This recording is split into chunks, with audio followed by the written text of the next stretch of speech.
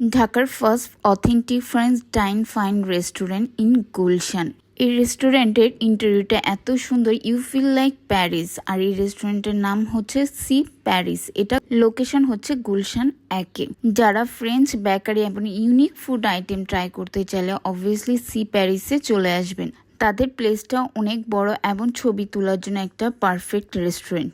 I will try this French onion soup. This is full tasty and comfortable and full loaded cheese. তাদের এখানে বেশ কয়টা মজার মজার ডেজার্টও আছে এবং এটা ফাইন ডাইন রেস্টুরেন্ট বলে তাদের প্রাইসটা একটু বেশি এবং তাদের প্রত্যেকটা ডেজার্টই কিন্তু বেশ মজার।